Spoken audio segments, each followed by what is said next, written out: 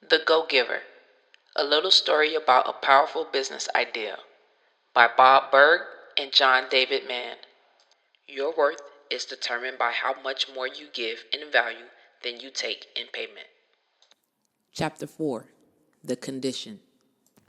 On his solitary drive back to the office after returning Pender to his home, Joe felt his head swirl. He kept replaying snippets of his lunch, re-examining Ernesto's story and trying to penetrate the mystery that lay at the heart of it. He knew the key was in there. Somehow, he just couldn't see it. So far, these 5 laws of stratospheric success sounded like something Joe might more likely have picked up from Mr. Rogers than from Warren Buffett.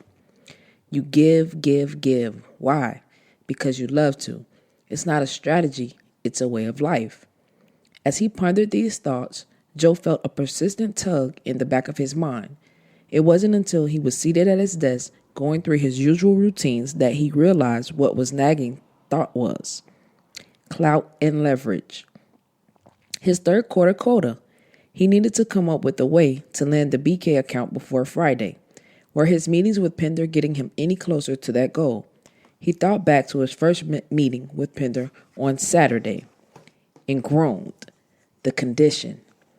Joe looked around at his coworkers as if worried that someone might have noticed his groan and even heard his thoughts. The condition. He was supposed to apply the law of value right away before the day was out. But how? His cordless phone rang and he snapped it off the desk. Joe here. Joe, hey, it's Jim Galloway. Joe's heart sank when he heard the apologetic tone in Jim's voice. Galloway was a lawyer Joe worked with now and then. They had played tennis a few times, doubles with Susan and Jim's wife. Jim was a good guy, and from the tone of his voice, Joe guessed he was calling to break the news that Joe's company was not getting the contract renewal for a multinational firm Jim represented. I'm sorry, buddy. I tried. They say they need someone with a stronger overseas connection. I just hung up with them. Wasn't much I could do. First the BK account, and now this. Joe was careful not to let his disappointment seep into his voice. No problem, Jim. Next time.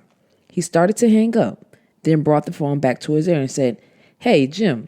He waited a moment, then heard the voice on the other end. Joe? Yeah, Jim. Hang on a sec. He reached down and opened his bottom drawer, where he kept a strategic business card file on the competition. These cards represented the people it was daily mission to beat to the punch. After a short search, he found the one he was looking for. He stared at the card and thought, give more in value, huh? Well, here goes nothing. Jim, here, try this guy. Ed Barnes, Barnes. I heard he's pretty strong overseas. Yes, he's a competitor.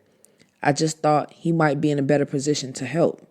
Joe didn't know if he felt more like laughing or crying at the words coming out of his mouth. No, you don't owe me, Jim. I just hope it works out. Sorry we couldn't help this time. He clicked off the phone, set it on his desk, and stared at it, lost in disbelief at what he'd just done.